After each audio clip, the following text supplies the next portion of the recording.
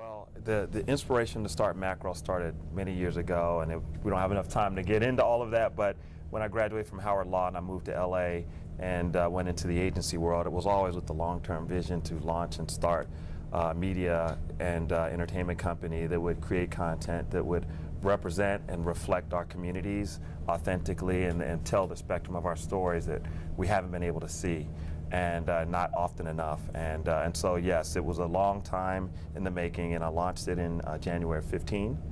And the very first project for us that we actually physically produced and financed. There have been a number of movies that we executive produced, like Fences last year, but this was actually the first one that we actually rolled up our sleeves and worked with great other producer partners and produced and financed the film. And to do this with this brilliant woman, Dee Rees, is really all what our company is about.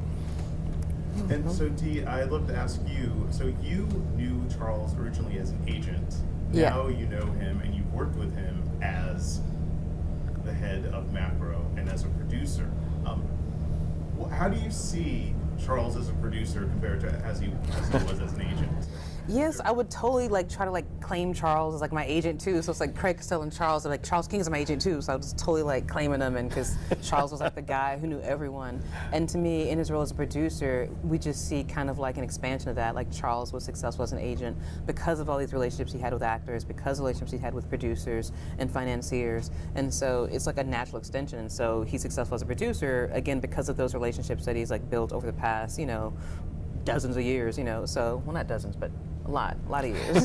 But so I think that he's someone who knows how to build and maintain relationships and knows how to connect people. So he's a great connector. And so all the things that I loved about him as an agent, I see as a producer in terms of how he's connecting, artists with resources, connecting artists together. And so, it's rare to have a producer that loves actors and that loves, directors and loves performers. So he's not just coming from the spreadsheet side of it, he's coming from the relationship side, and I think that's what makes him unique.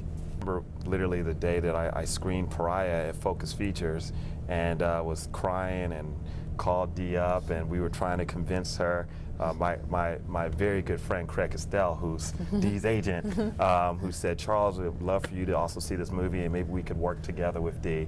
When I saw that film, we were just blown away by it. It was very emotional, and at first she didn't sign with us.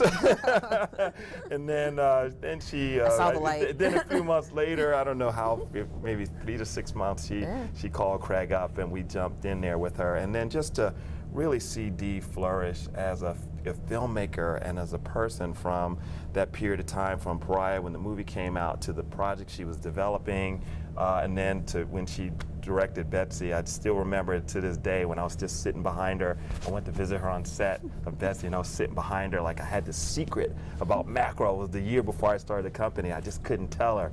And I just sat there watching her at work, and I was just so inspired by her, and I was just like, I can't wait till we're able to work together in a different capacity as well. And so just to see her journey, and then watching her on set of this film and her casting choices, all of her decisions, what her vision for the script, the way she wanted to balance out these two families in the film, the work she did on it was already a great script, but what she did to elevate it and to make sure that authentic portrayal of these families and make sure there was the balance with the Jackson family, in both families, that we often had this story been told in other hands, we wouldn't have had the version of the movie that we have now.